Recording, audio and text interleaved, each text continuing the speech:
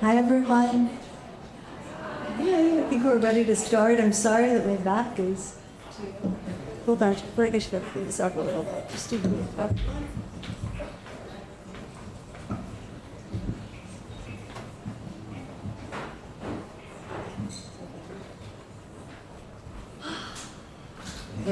It's going to be a little effort for me to see on this side. I'm going to do my best. Welcome.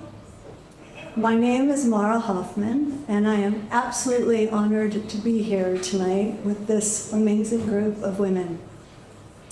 Some of you may already know them, and tonight might be the first time that you're meeting them and hearing about their incredible work. But before we begin, I need this too. I'd like to take a moment to land here and become as present as possible so that we can hold what is going to be shared with reverence, attention, and care. So I invite everyone to find a comfortable position. If you're seated or standing, that's okay. Put your phone away. Should we shut this door, maybe? No? I will. Thank you. Get the room right. Okay, so phones away, sun setting. Uncross your legs. If you're sitting, plant your feet down for me. Good? Okay. All right. So if you feel comfortable, I invite you to close your eyes for a moment. And I'm going to invite us all just to very simply take a few breaths together to open this space and the circle we will hold tonight.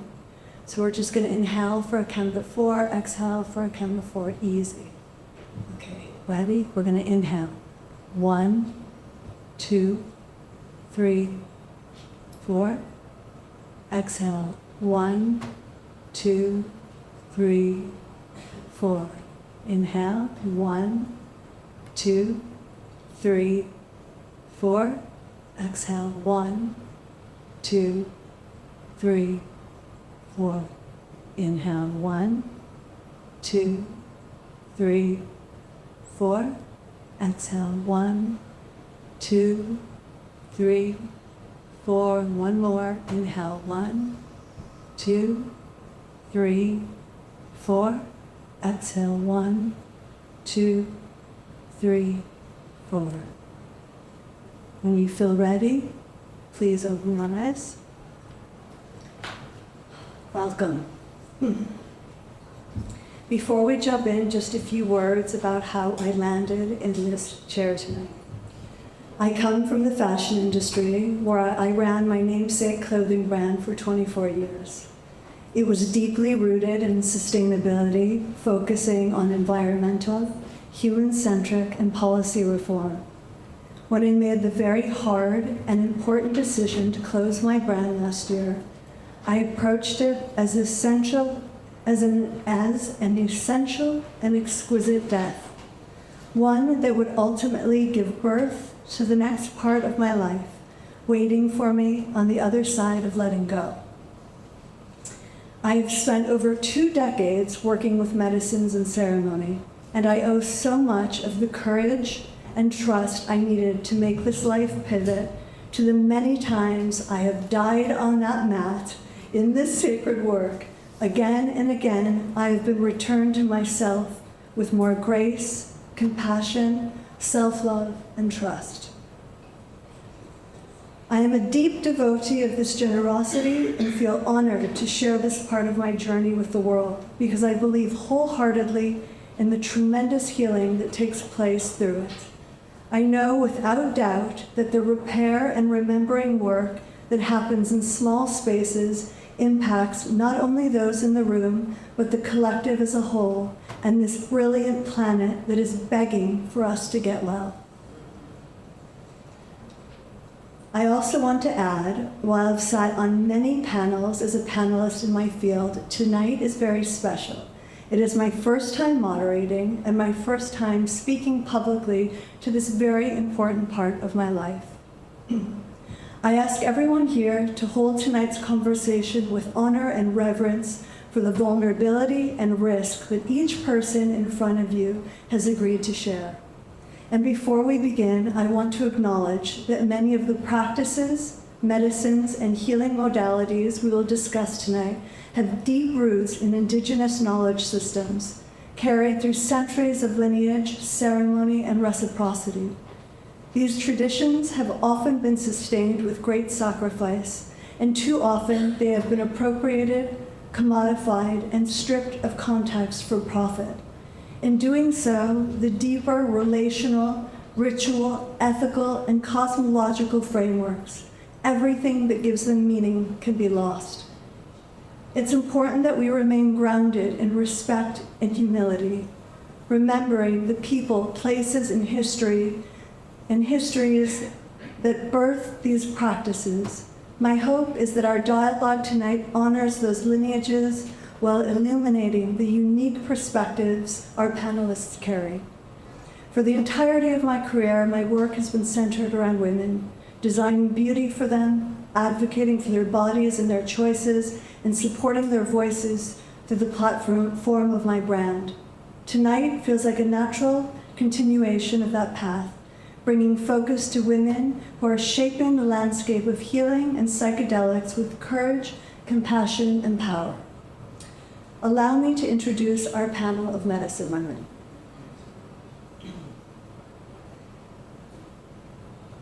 Maya Martinez, known as Mayita, is a spiritual music artist whose life has been guided by a profound love for sound and its power to heal. Raised between Colombia and New York, she has explored music through classical study, jazz, fusion, and production, performing on stages from Madison Square Garden to celebrate Brooklyn. She has spent the past decade learning from indigenous communities across the Americas. Through Mayita music and her albums Maya and Somos, she creates spaces for remembrance, healing, and cultural preservation. Guided by the harmonizing force of music, she carries a mission of peace, love, and unity, weaving ancestral traditions with contemporary sound to help foster balance and renewal in our shared humanity.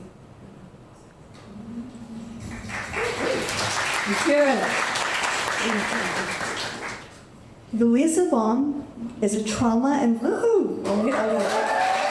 I think I should start with saying the world famous Louisa Baum is a trauma-informed facilitator with over a decade of experience guiding ceremonies rooted in shamanic traditions. She is known for creating compassionate, safe spaces where profound healing can unfold. Louisa brings the wisdom of a mother, the steadiness of an elder, and the soul of a healer into every circle she holds. I had the immense pleasure of sitting with Louisa extensively about 8 years ago. The work we did together opened a door to my own holding practice and deep self-growth. I can personally attest to the way she mothers through her work. It is so beautifully her. Yes, okay.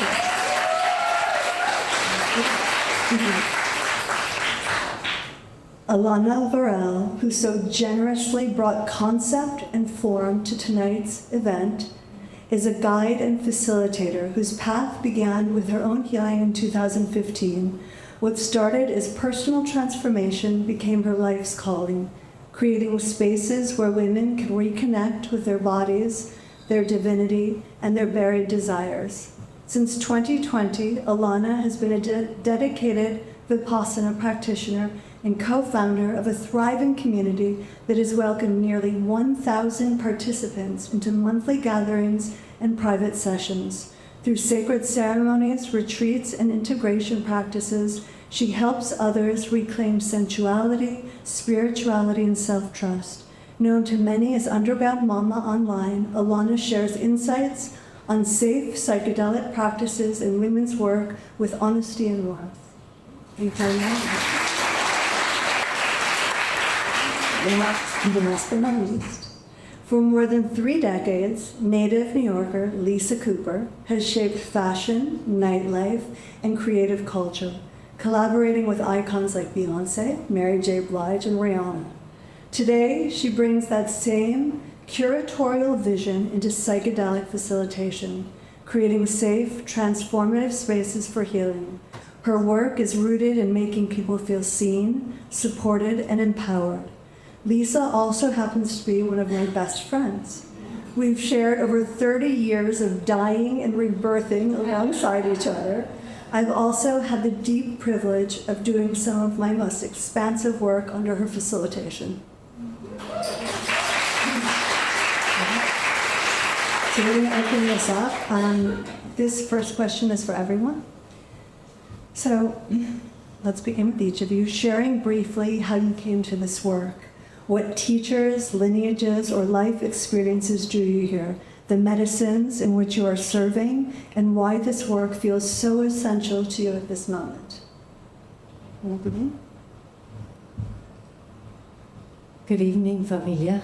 Thank you very much for having me here. Such an honor. Thank you all. I was thinking about my story today and how I would share, and I was remembering my early ages where I grew up here in New York, near the Bronx, and how my training began on the streets of New York City in the 80s. It was quite an intense city back in the days, and I was exposed to a lot of addiction and violence, and thankfully music. My parents were lovers of music, and since a very young age, the music became the medicine that guided the way. I then moved to Colombia.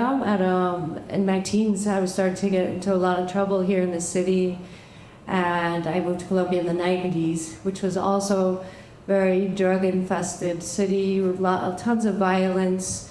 And I was thinking about sharing that beginning of the story because a lot of the time, what seems like the darkness in our light is the fire that carries the flame of our hearts. So I believe that my guardianship in this path began at that young age on the streets of these vibrant cities.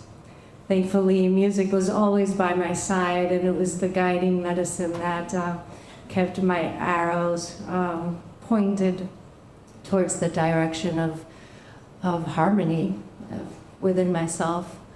I began apprenticing with the indigenous families of Colombia at a young age and was exposed to medicines in my teens, and always saw how ceremony was that unifying force that brought the opportunity to understand life and death, and embrace it.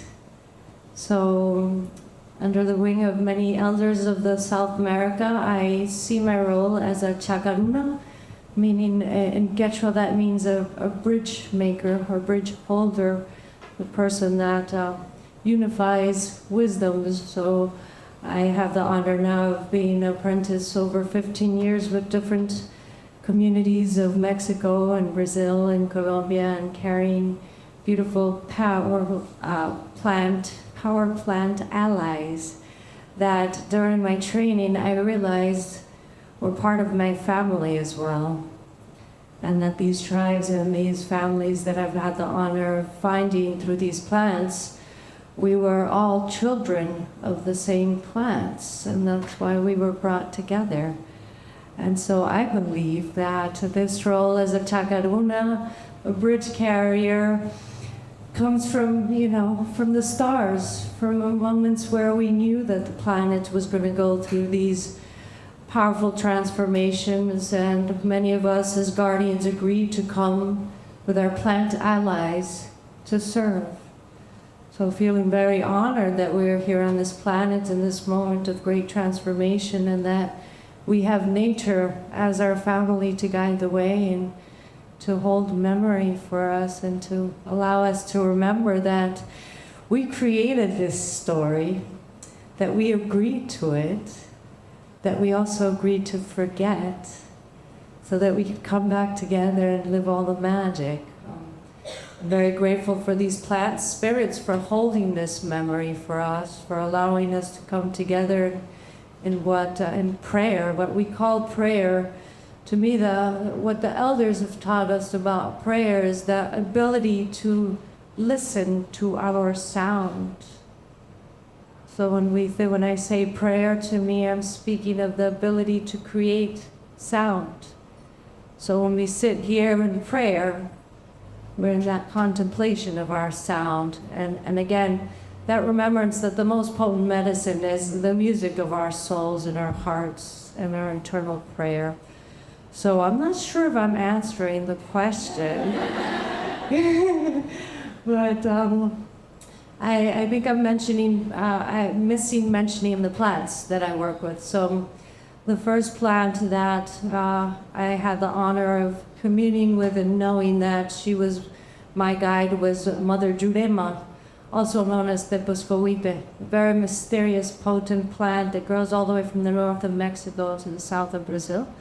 And she's known for being a mysterious mother, covers such a vast territory, yet very unknown, has 10 times more DMT than ayahuasca, which you would think would make her a rock star, right? But she changes names in every territory. So she keeps like having various passports. She keeps her aliases so that she goes kind of unknown. So Mother Jurema has united me with tribes of Brazil and Mexico, which is where she's mostly grown. And then I was also introduced over 15 years ago to Bufo, which is also from the territory of Mexico, and worked with as an ally of Jurema as well. And then from the Amazon of Colombia and Brazil with Congo. I work with those 3 plants and study with other plants for my own internal work, and I serve these 3 plants to the community and to where I'm called. I'm the founder of Somos Sanctuary and the Jen Church based here in New York City. I feel very honored to be here tonight with all of you. Thank you.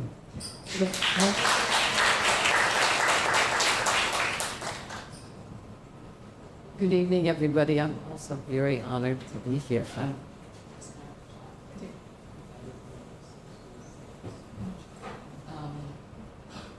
When I got started, this work was about 15 years ago, and it came about in a very strange way.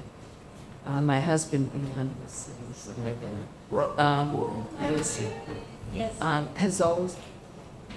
has always been a seeker. And we studied a number of different practices over the years, from simple, not quite so simple, but things from more philosophical aspect. We started out with Est, we studied Kabbalah, we studied Buddhism, we studied Gurdjieff and various philosophies. And as much as they were really powerful and allowed us to see things that I would never have understood without having studied those, they never seemed to get quite to the point of my heart. And Elon, who is an alternative doctor, has a patient who invited him to a journey about 15 years ago, or about 16 years ago, and he said yes after a few times of being asked, and he came back from his experience blown away. Like, this is something that he could not get over what it was for him. And it lasted a couple of weeks that his heart felt full and open, that he really had gotten in touch with some part of him that he'd never been able to really realize. And unfortunately, our shaman, Arman, Tone, was not available. He would come to New York every quarter, and I was not able to go until a few months later, and I finally went to a journey with Arman. And it was very scary for me. I was very traumatized. I had really been through a huge trauma, losing my 3 children and my husband in a car accident. And I was very afraid to do this work, and on the other side, all I wanted to do was do this work and see what happened. And when I started the work, it was very difficult for me because I had been so shut down that I hadn't tried in 20 years. And I really was frightened at doing the journey work, but decided that I had to really get to see myself and to recognize my own, fathom my own heart, which I had been unable to do.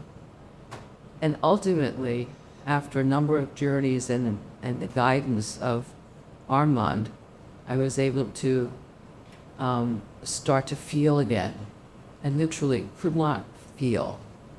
And I started to feel, and I realized that these plants, these teacher plants, were magical. They were given to us. They were a gift. Nature gave these to us as a gift to heal us, and we had no clue about it, ever.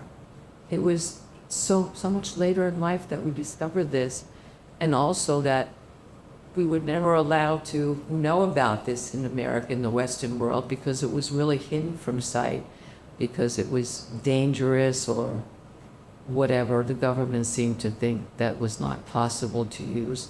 And when we started to use these plants and realized the value of them and how nature and indigenous people were using these plants for thousands of years, we were really missing out on so much. And from that point on, I felt that I had a calling to do this work.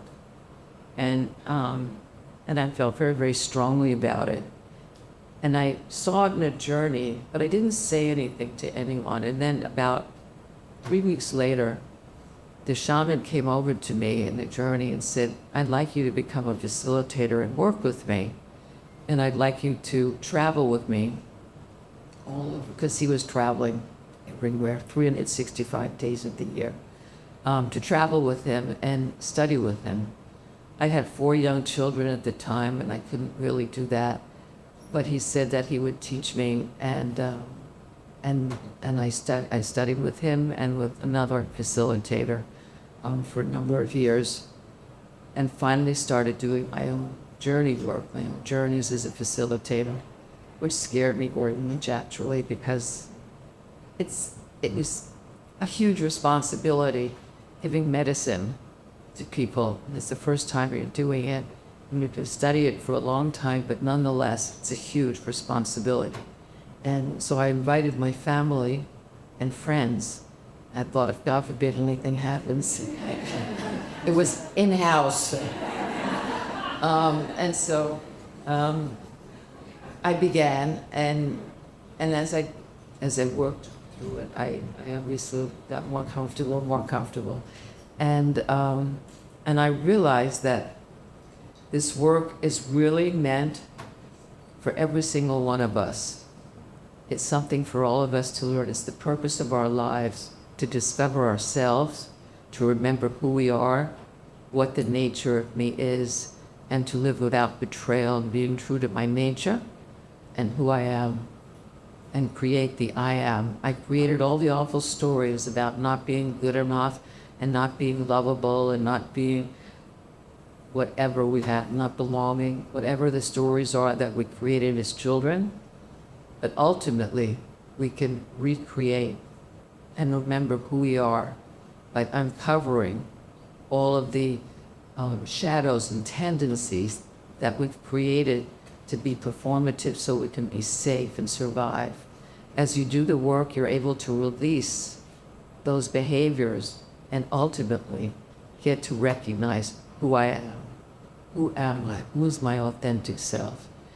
And recognizing ultimately that the divine lives in me as me. And coming from there is the most beautiful, joyful, peaceful place to live from. And so I am dedicated to this work, and every time I do a journey, I'm always amazed. It kind of reminds me of like having a baby. It's always amazing.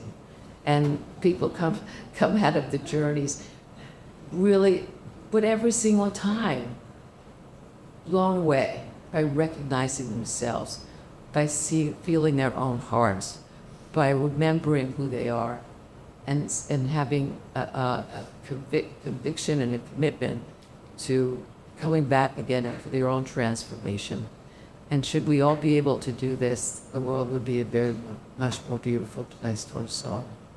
So I'm really grateful, and thank you all for also being healers and being here tonight. Thank you.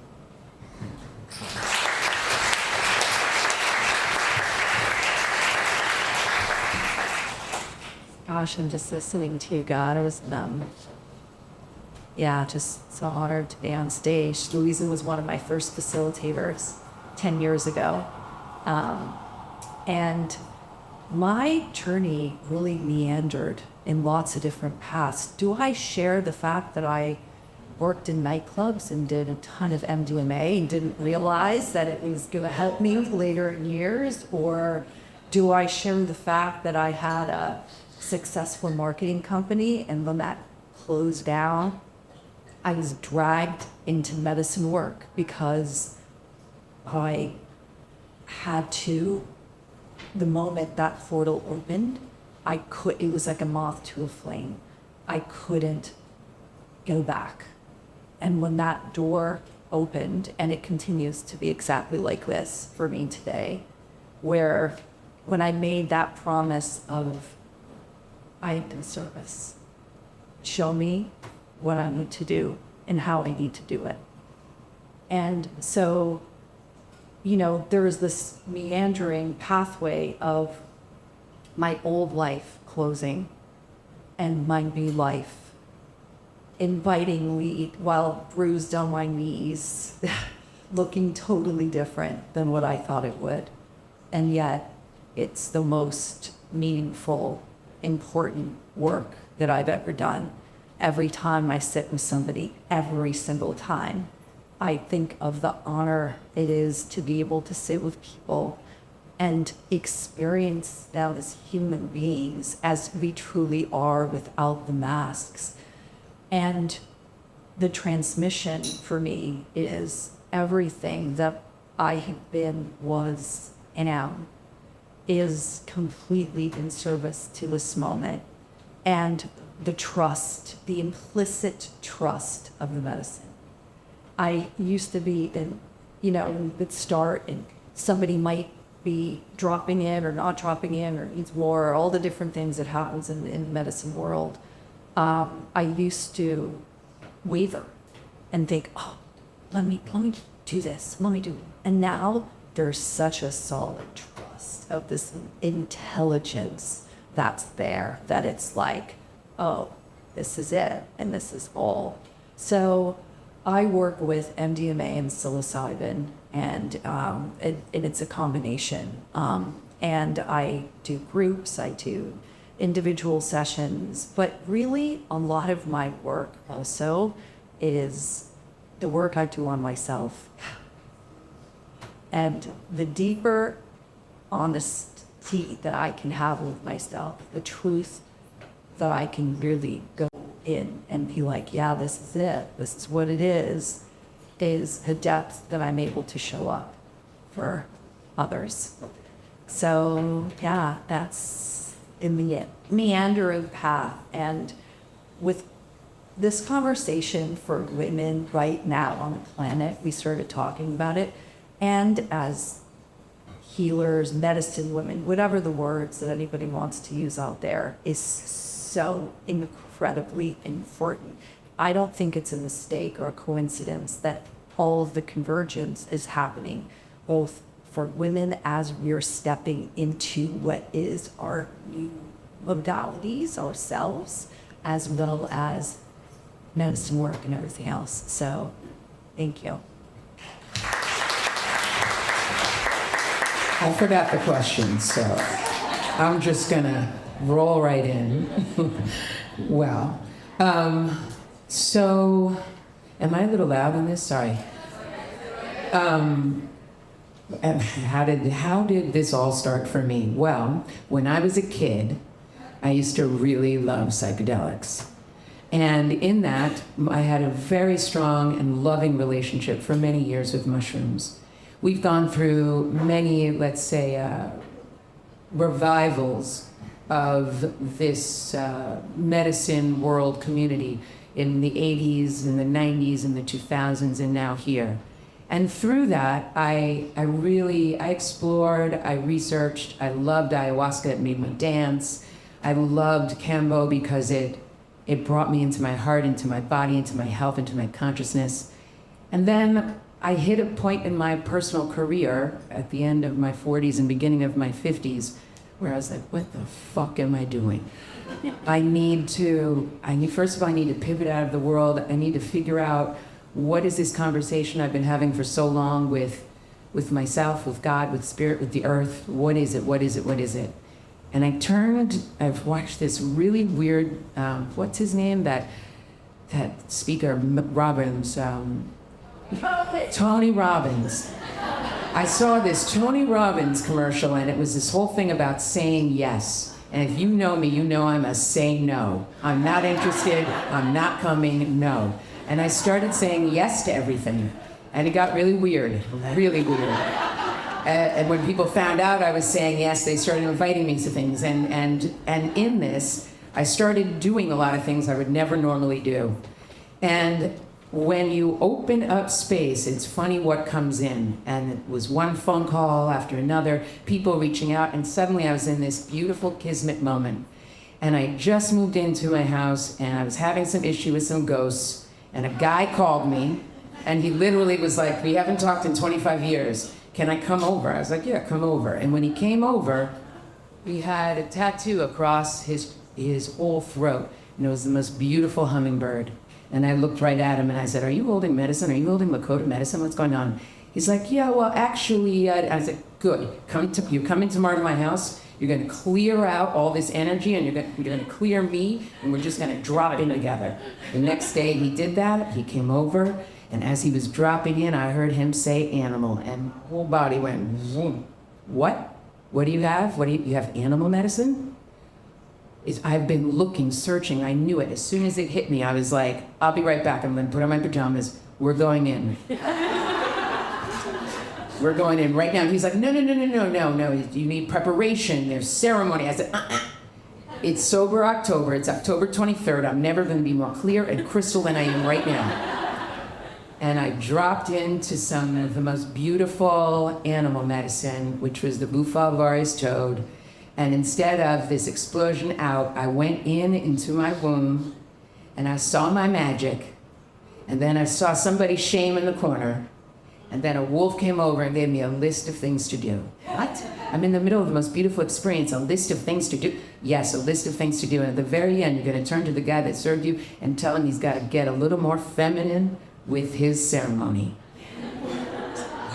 So when I came out, first thing I turned to him, I said, I'm never eating again, and I'm going to show you how you really need to be doing this. And that is literally how I dropped into what I'm doing now. We started the most beautiful relationship of being able to serve in the masculine and feminine together. I brought in the womb, he brought in the magic, and we made the most beautiful, safe space for those that wanted to sit with us to be able to completely explore themselves and the medicine together. Many years later, I now serve very much one-on-one, and my whole soul and purpose is to make a space that's safe enough, sweet enough, and holds you strongly enough to let your real self fly. And when you're able to really fly, you can actually see, as you were saying, who you really are. And that's how it happened. And now it's this thing that it's just a gift. And I don't solicit, I just basically let the medicine bring the most amazing people into my life.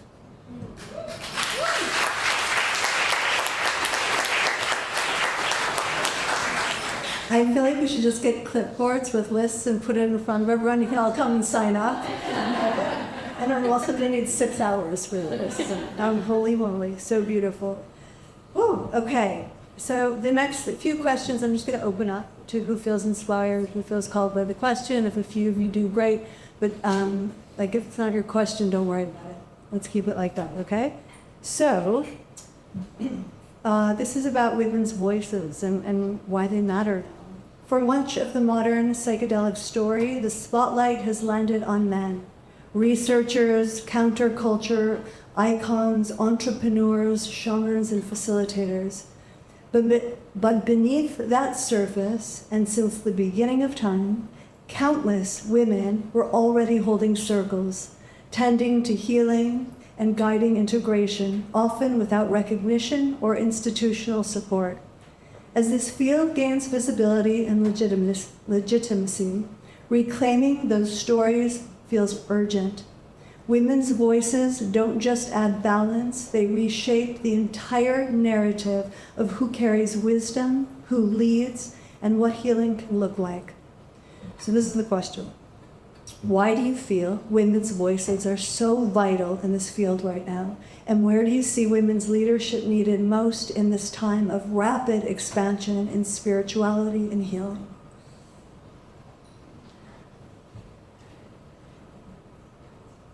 You jump in a lot. No? Lisa, go. I'll go. I have Oh. no idea what I'm going to say. Women, for me, are always the nurturers. They're the ones who give to us fully from their heart. They start from the heart. They're mothers. They're nurturers. You read that. We constantly read that. And I noticed that with men facilitators, which most of them are men facilitators, it doesn't mean that they don't have the ability to facilitate or be wonderful at what they do. But I see that with women, we really have something very, very unique and special that we must recognize, that we nurture all we do. And we forget sometimes, we forget who we are because we want to be equal or feel that we're missing out on something that we should be having. But we forgot the feminine in it, that the real feminine is not to be like man, not to try to be similar, but really to bring what we have to the party and to make sure that that part of us is seen and felt, and we create the safety, and we create the beauty, and we create the nurturing. And I think we need to do it more often and allow ourselves to be more feminine than we have been. Does anybody else want another slide? Shaky William. You all get it? I mean, I may be stating the obvious, but there's a sense of, as we were talking about earlier, of dying, but it's really also this beautiful sense of rebirth, and what a better feeling, a better sensation than the feminine to bring you into this new place of birth, of revival, of life. Not to say that there's anything against sitting or having space held by men. It is that there is something different. There's something innately, it's not just mothering, but it's nurturing that happens within a space, I think, that holds that energy. Does that answer the question?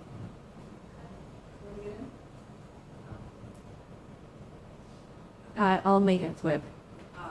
When I turned 50, just 3 years ago, something really interesting happened where I just started to want to be around women and be in circles of women.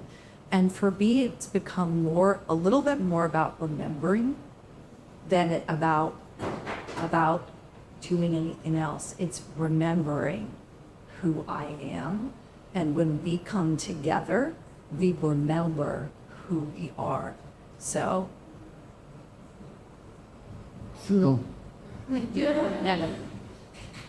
So I think this is a deep topic that we could probably dive into for a while, and so I'm going to try and keep very focused.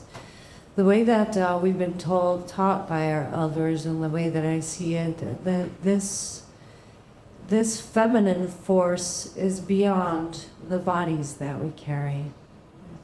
This is about, and specifically this time that we are on this planet, is about the rebalancing of this feminine force that has been kind of forgotten. And it has to do with darkness.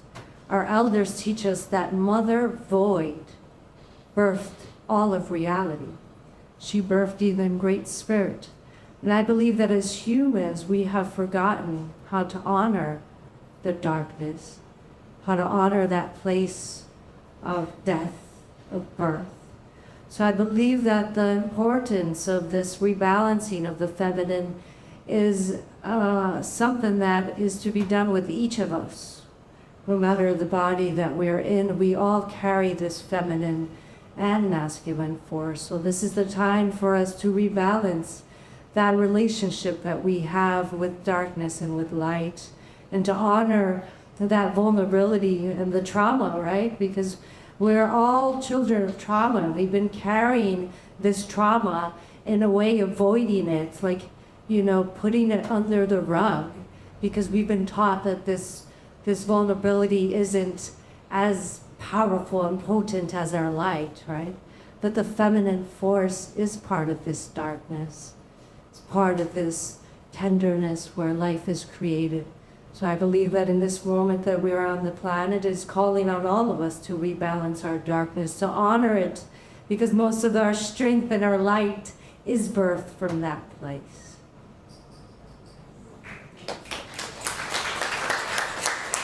And thank you, Maya, for bringing the conversation of body here, that this conversation about women holds all that identify, all that hold the feminine in their work and their spirit and any part of them. Thank you. Okay, so let's talk about facilitation and the different styles that you work. Every facilitator brings their own gifts, but many women are recognized for approaches rooted in relational presence, working through intuition, body awareness, emotional attunement, channeling, and deep listening. These are not soft skills. They're structural supports that can define whether a participant feels safe enough to truly surrender. How would you describe your own style of facilitation? In what ways does it embody these qualities? And how do you see women's approaches complementing or reshaping the wider field?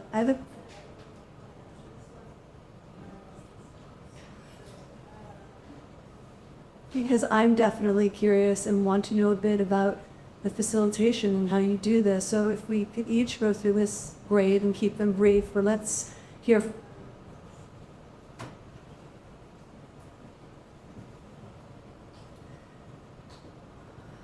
So, my method of facilitation, I believe that I combine multiple techniques. I've studied since I was a child with different communities. My first ceremony, I was 17 years old, and I began in that moment to train. But to answer this question, I think it's beyond training. I think that I was born a guardian. I truly see my role as an intergalactic guardian that is in alliance with the Intergalactic Council, with the plants, with multiple family of elders, and that we're here for this transformation of humanity and this rebirth. So I trained I trained in the military, I trained as a music therapist, I trained with multiple plants, I've done multiple dietas, but it all comes down to what our sisters over here were kind of alluding to, and that ability to just be who we are meant to be. One of my elders says that our spiritual jurisdiction is granted based on the responsibility that we take upon ourselves and the recognition of that responsibility. When she said this to me, I was like, oh my God, because I believe I'm an intergalactic guardian. Does that mean that this is true? And she said, well, if you take that responsibility and you recognize it and you're recognized, then it is. So I believe that in a way, all of us here are medicine carriers in our unique ways. And then it depends on the responsibility that we take upon that and how we see ourselves, and others will see us there. So that's how I serve medicine.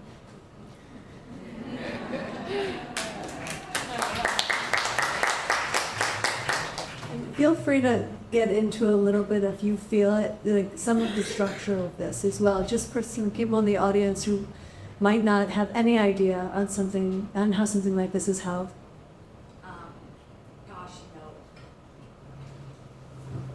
It keeps on evolving for me as I evolve, to be totally honest. And so now, yeah. Oh, can you hear? Can you hear? Hello, can you hear it? Okay, sorry. Okay, I'll keep it. I'll keep it to record.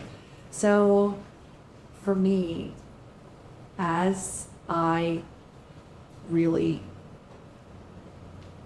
drop in deeper to myself, I'm able to offer the way I hold space differently. So actually, because some of my early training was with Louisa, so a normal session, whatever normal is, but an overnight session is everyone will arrive.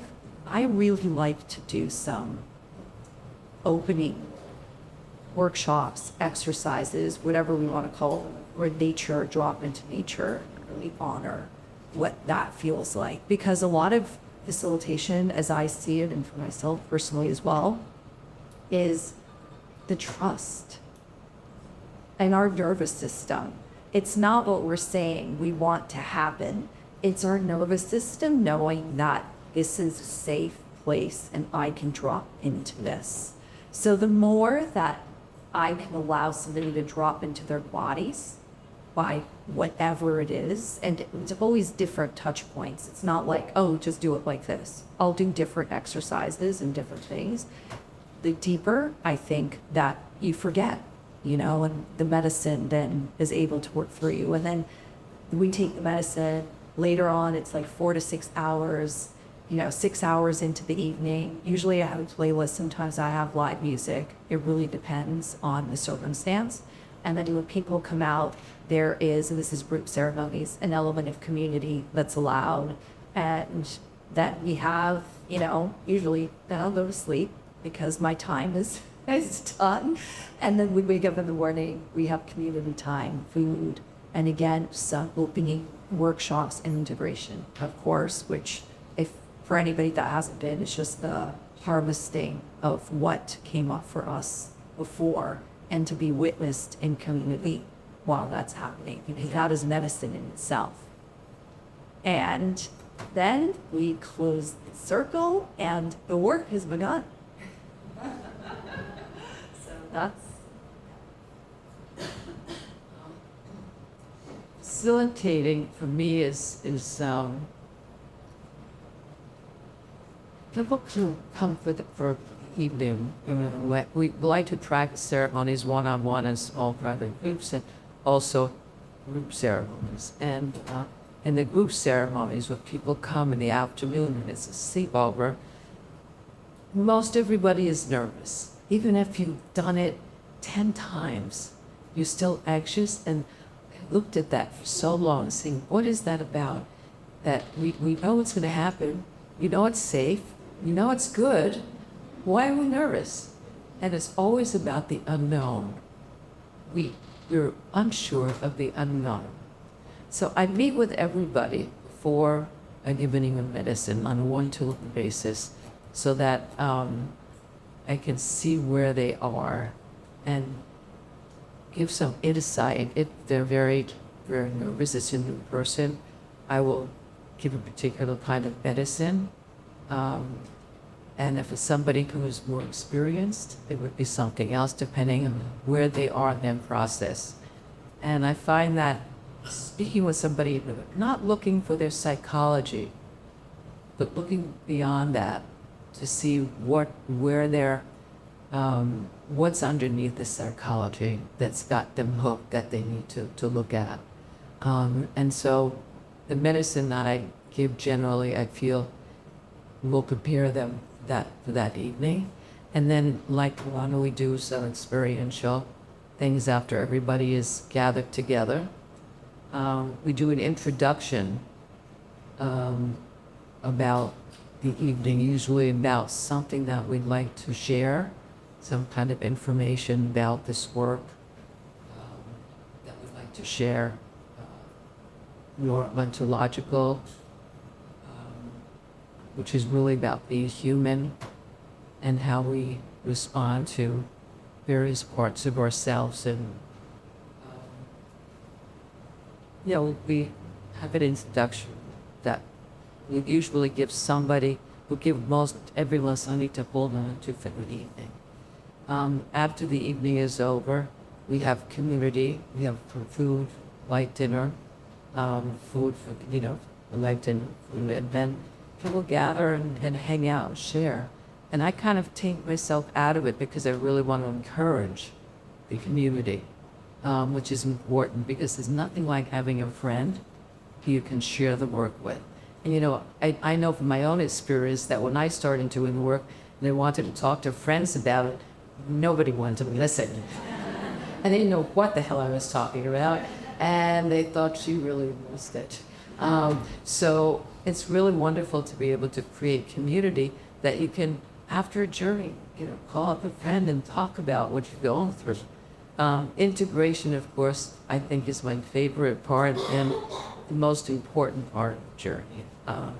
To take away that golden nugget of what you saw that you can bring with you moving forward. That will be something that really is a conviction that you have for yourself of that I saw something that now I can be convicted to, and that ultimately changes your behaviors, shadows your tendencies, whatever.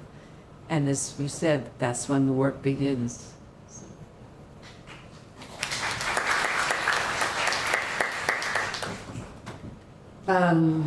So one of the only thing that I stress while serving, first of all, I serve mostly one-on-one.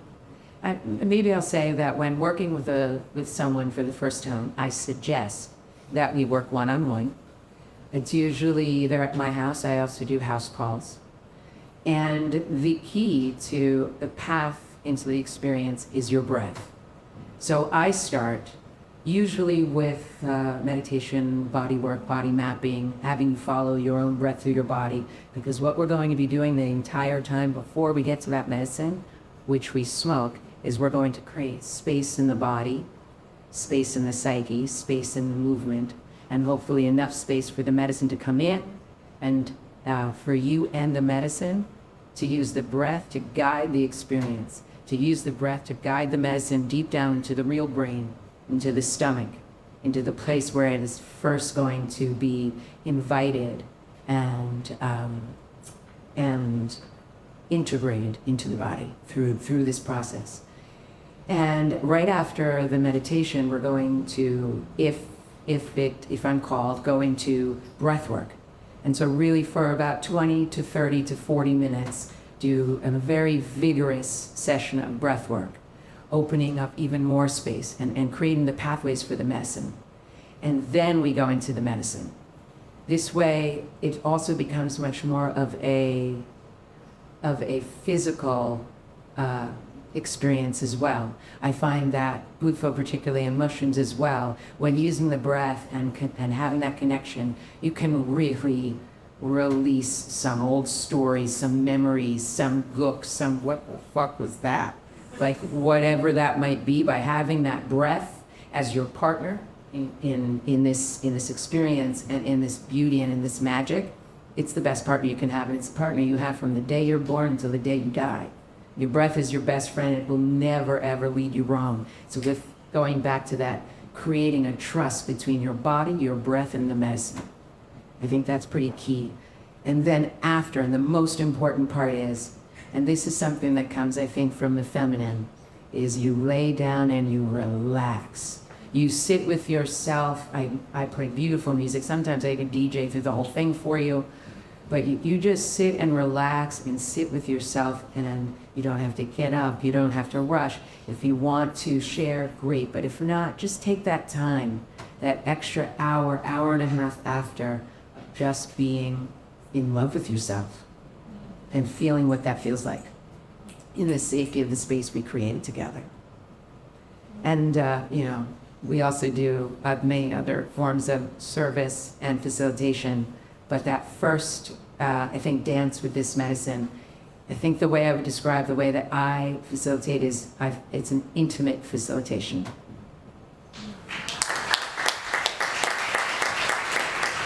I kind of want to go off script a little now, since they're like tired of reading all these long intros and just that you're right. Okay, so the things that are really coming up, I have two, and I know we're running out of time, and I want to open up to this audience, because I'm sure some of you have some questions, and this is so amazing. I have two questions, and not everyone has to answer it, and when you do, let's keep it like, get right to it for me, okay, so I can get these in. We've got to really go a little bit more into integration, because what I see, and I'm sure so many of us who are in this world doing this work or have experienced it themselves, or you've seen it happen, is that the journey, the ceremony becomes the main event.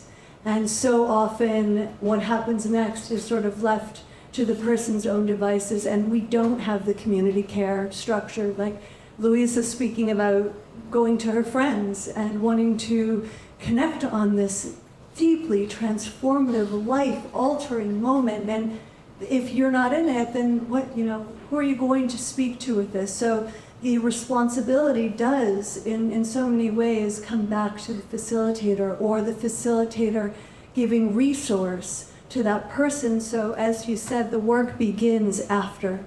The night of, the day of, it's just like the kick of the first domino, and then everything in your life and everything that we show up to this medicine for begins the next day. Begins when you land back in your body and you're re-put together, but you're not fully put back together. And we need our community, our help to remember and not spin out. And all the things that we see so much, as so much medicine is becoming accessible. You're seeing so many people, going to do a weekend with this person or that, and medicine is everywhere you turn right now. But integration is not.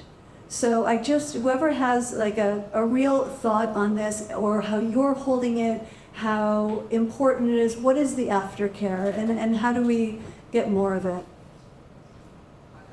So I'll speak to integration, pass it on quickly. Gosh, I've done many an integration workshop that I've offered, and it's always amazing who shows up to those workshops. It's literally like the people that are like the A students show up, and we do lots of different things in, what integration, if I ask everyone in this room how they integrate, you're going to get different answers almost from every single person. There are similarities, but there's also, we get to discover for ourselves what are the things that really allow us to cement the information that we have.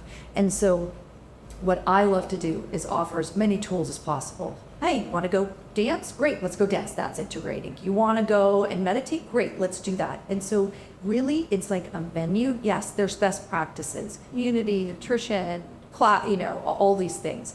But really, it's about finding the thing for yourself that is going to make you come back when it's hard, because it's always hard. And so all those things, if you look at people that do this work over periods of time, it's because, you don't get it right every time. In fact, you don't get it right, you get a lot of the time. But there's something that makes you come back.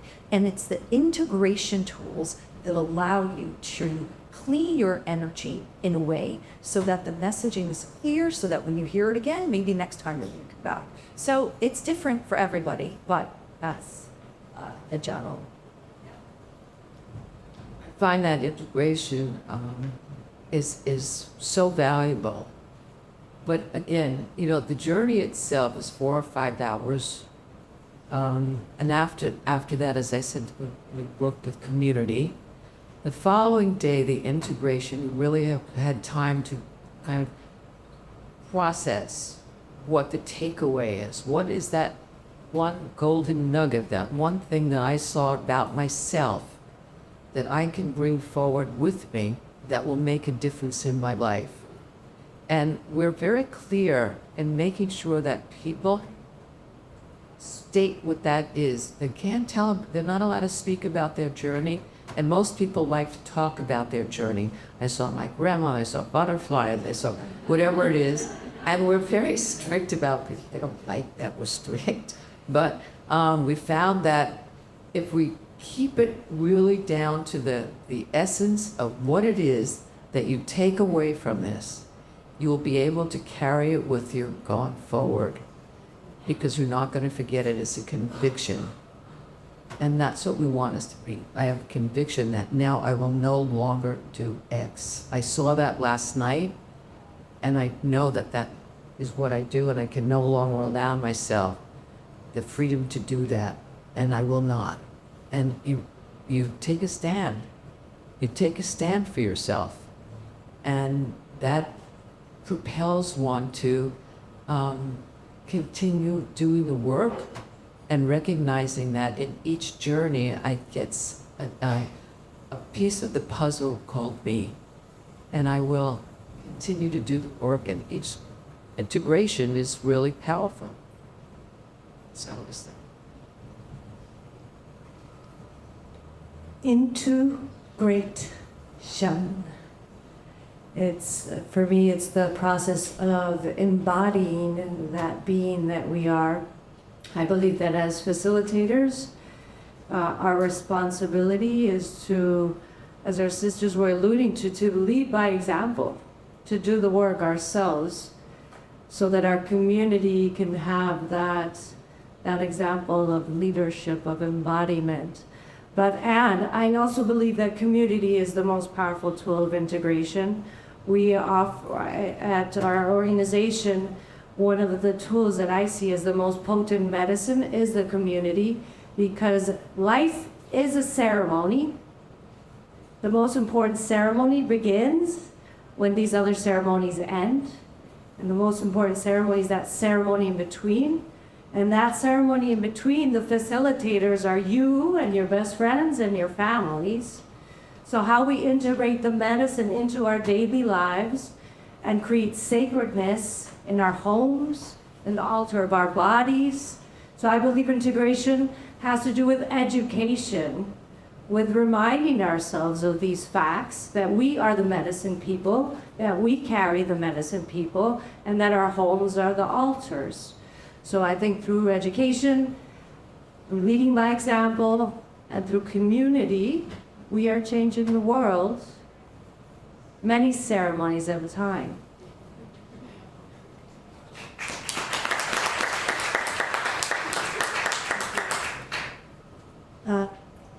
Okay, last quick question. I'm going to open it up. Can you hear me? Yeah. Okay. Again, off script, but important question. Let's talk about access. Let's talk about access and representation. We're seeing the psychedelics world explode, right? Again, like I said, it's everywhere. We can find, this retreat in Costa Rica. We can find these beautiful spots in upstate. We can travel.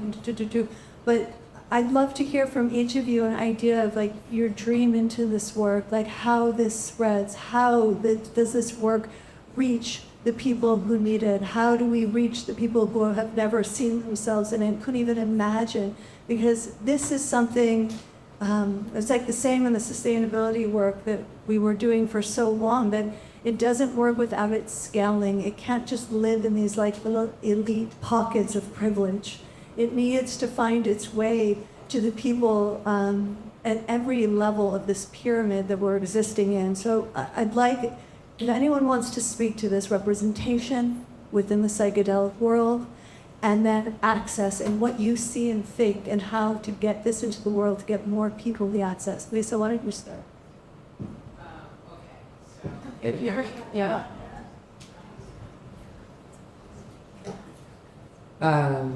First, representation. So when I first, after my first Bufo experience, I went to every psychedelic conference. I went to every Bufo conference. If they opened an envelope about psychedelics, I was there.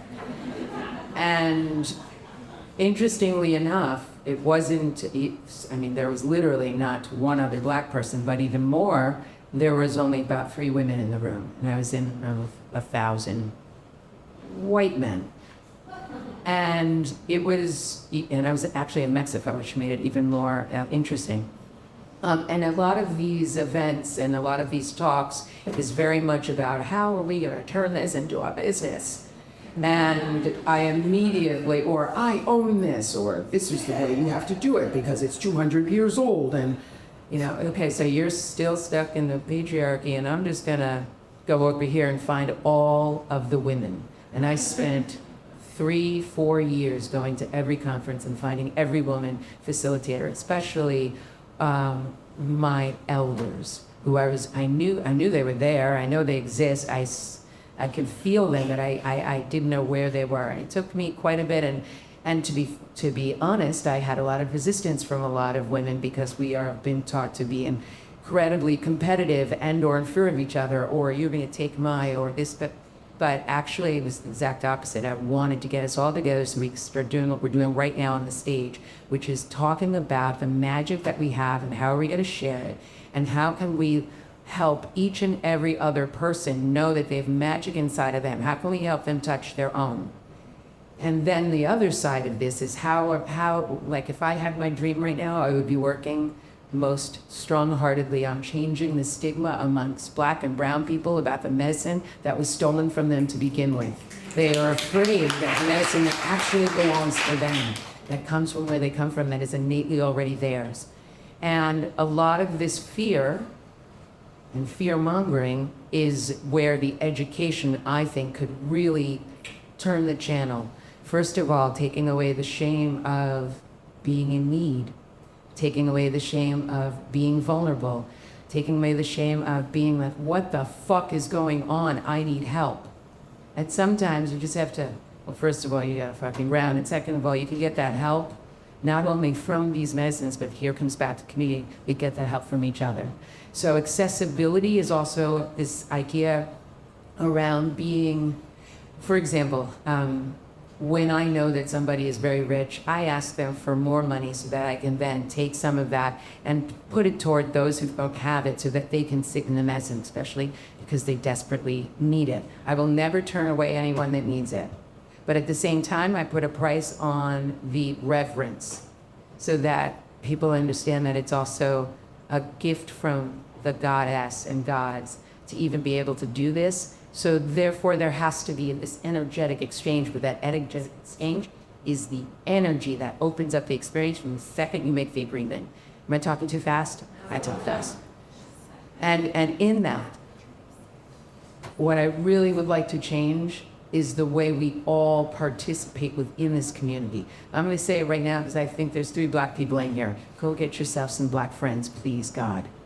It'll save lives, I'm telling you right now. Go get yourself some brown friends, some friends that do not look like you, do not act like you, do not come from the same place that you come from. And really, friends. Make friends, get to know each other. What are we actually really all about? Like, I think that accessibility and the rebuilding of the way we look and feel within our community can also change the way the psychedelic community can change the world. Touching hearts. Thank you.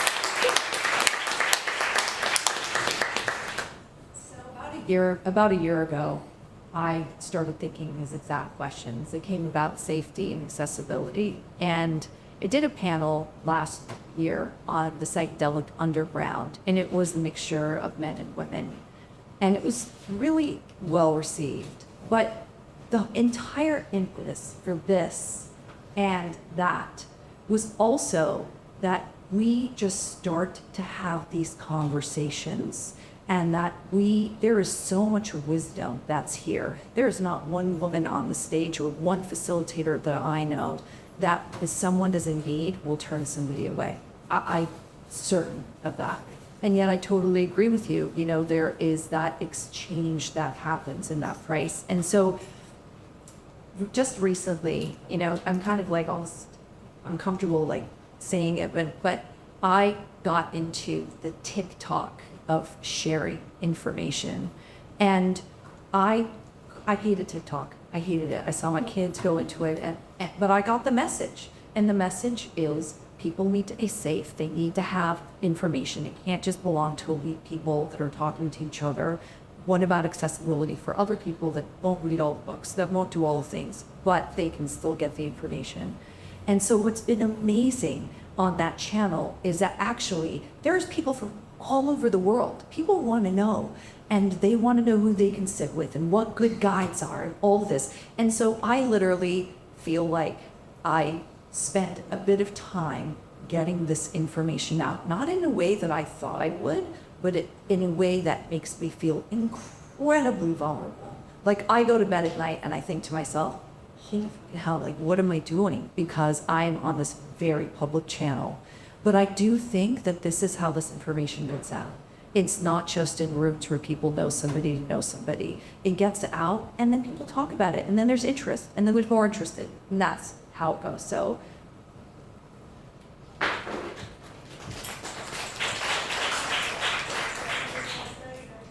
No.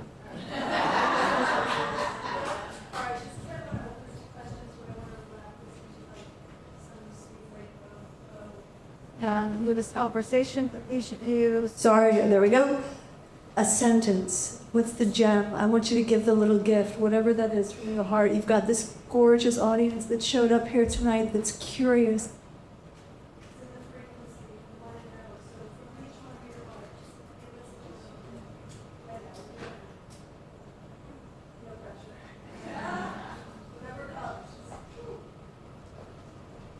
I believe that we are guardians of this planet and that our love will help us guide the way. So have that be your compass. Thank you for having your love bring you here tonight. Apple.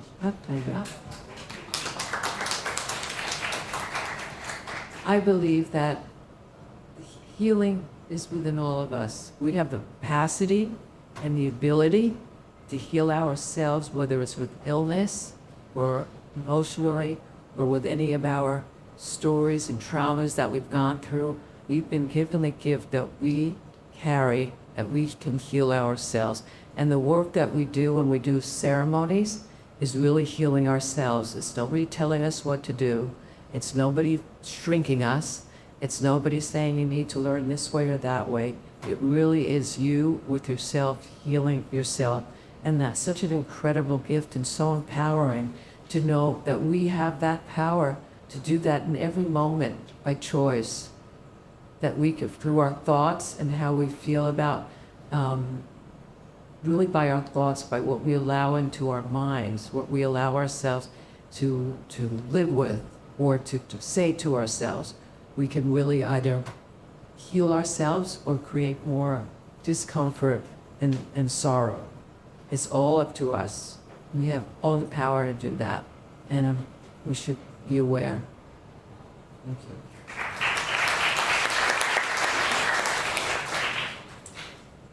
I just think that if the medicine calls, open the door.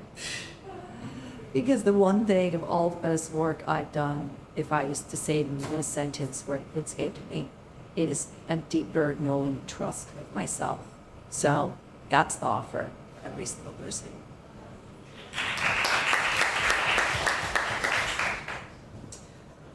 I'm going to say what I say to everyone that sits with me, and really it's a saying for the ages: let go, let God.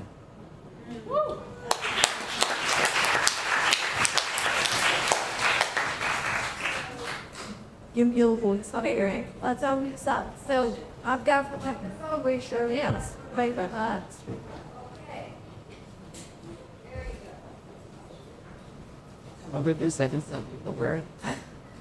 Hi, I just on the subject of nurturing and the feminine gifts of nurturing, I've definitely observed female facilitators. Their woundedness hijacks that nurturing, and we live in a culture that's like, yes, yes, yes, give us that nurturing so you earn your goodness, you earn your place, you earn your belonging by being a caretaker, by doing the nurturing. So there's this beautiful natural nurturing, and I see it as kind of hijacked by their wounds and a culture that colludes with them to be like, yes, do that. It's a shadow, and I'm just curious if any of you all as women facilitating this have worked through that or had that as part of your path where you're like, I love to take care of people, and it's how I get to feel like I'm a good girl or a good person, and just sort of getting clear, the separating, uncoupling of earning place by being nurturing versus the nurturing that's just not tethered to those things. Thank you.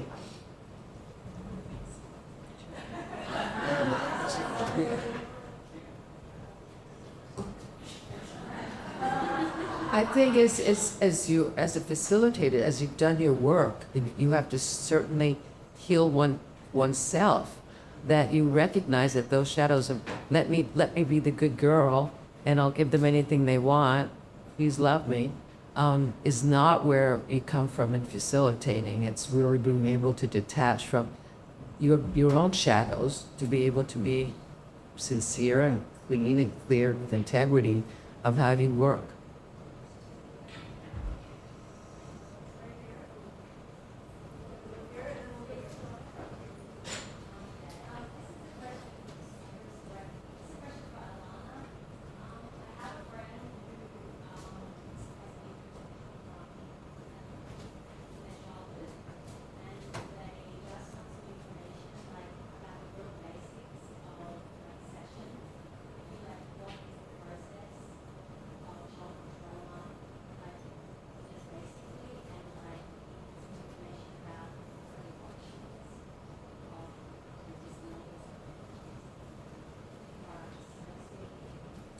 It's very specific.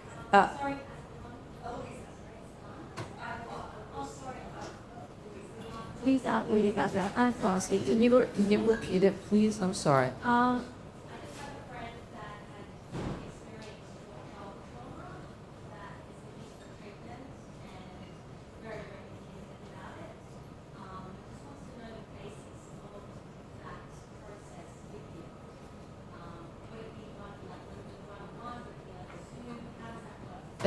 It generally could be one-on-one, or it could be in a group, whatever.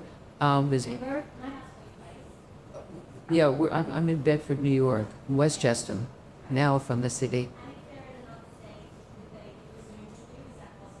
Yeah, of course. Yeah, but I have a lot of people traveling too. People come in, do journeys from all over. You know that it's probably best to work, or even in a group, but physically to be there.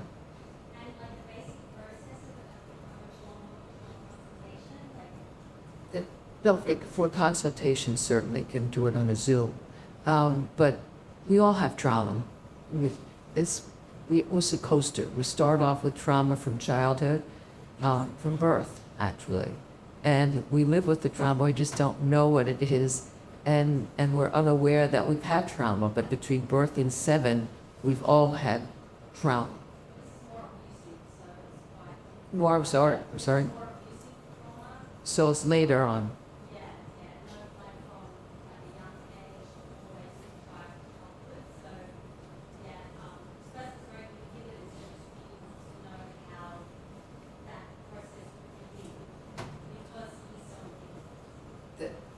Begin at the beginning by doing a journey. It's the only, I was falling off to the person. And then the best way you'll from it is really through journey. It's amazing. Journey. Doing a journey. Actually, really, I think about my life and how the trauma that I've had, I never would have believed that I could heal it. Which doesn't mean it goes away, but you're able to hold it in your heart and not live in it as a trauma, but that is something that happened to me and there were lessons in it, and I had to see certain things. It changes the full aspect of it. And I cried. My children died, my husband died, I never cried. I was unable to cry. Doing the journeys was what got me to cry and to feel again. So I would highly recommend anyone who has trauma, especially abusive trauma, to do this work. Really. Thank you. Well, thank you very much, all of you. I have never ever done a journey. Yeah. I have, but I've done a lot of other healing modalities for probably about 15 years, as well as yoga and other things.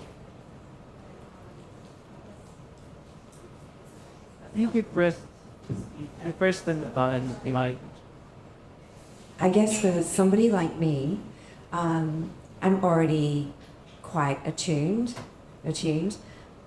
how would you decide what sort of medicine to give me? Maybe the question's for you. I apologize, I don't remember your name, but anybody can answer it. Like, I'm intrigued how you make the decision about what's the best medicine, and yeah, that's a question. Thank you, dear. I think this comes back to the question of education. I think beginning to research and get to know, ask questions from people, trusted facilitators, and then to understand that these medicines are actually spirits. They're living beings. So you can ask the medicines. And when you have a facilitator that's trained, their role is to be a bridge between these spirits and yourself, to create that communication, that education, so that you, the facilitator, and the medicines can converse and come to know what the guide or what the best tool would be for you. So it's a conversation based on education and good facilitation.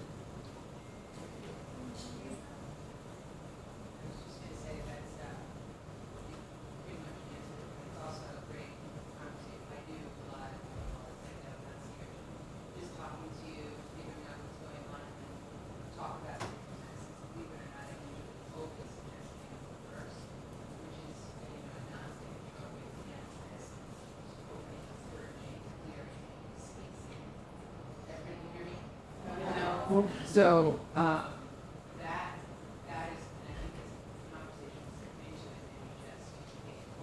you can learn about is the music will always. I'm back.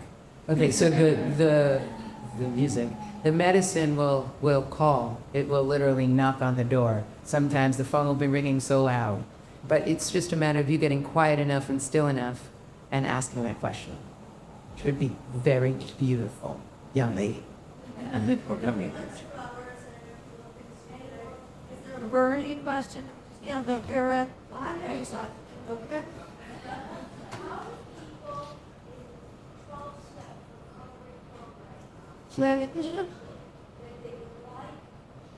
So they feel that they would go along with the cell work this they did. That's number one. And number two, how do you feel about shows that why?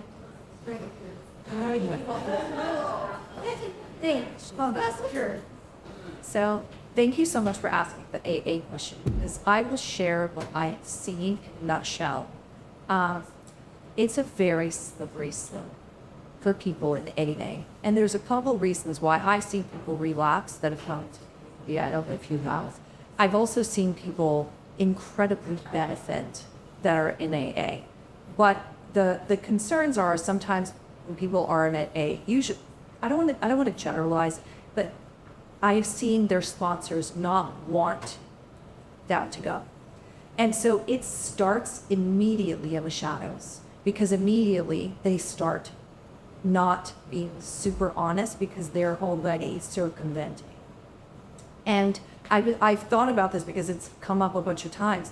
I think people in AA have to, if they decide to do this, have to be so open about exactly what they're doing with their community, with AA, all the people that are closest to them, and really think about, I'm going to do this no more than twice this year. That's it, no matter what happens. Like, really create very specific rules for themselves, so that if they start to see that they're trying to circumnavigate those rules, that everyone in their community is aware and they're working on it together. So that's when community really comes in. So those are just some thoughts.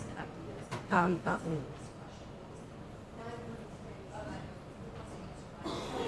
fossil.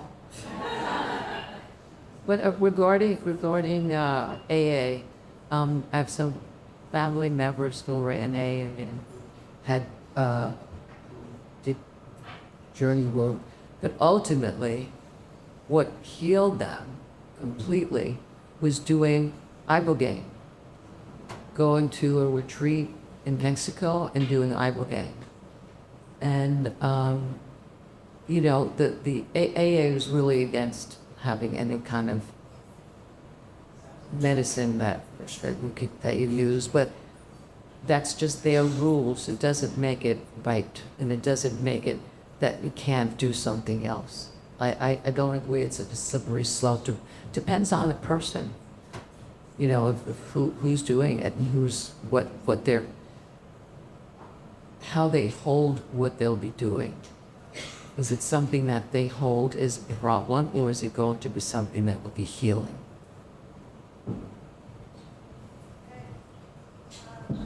Everyone so much. Hopefully part one of many to come. And I want to really thank these incredible panelists for sitting in this space and bringing their truth and their vulnerability. This is not, you know, so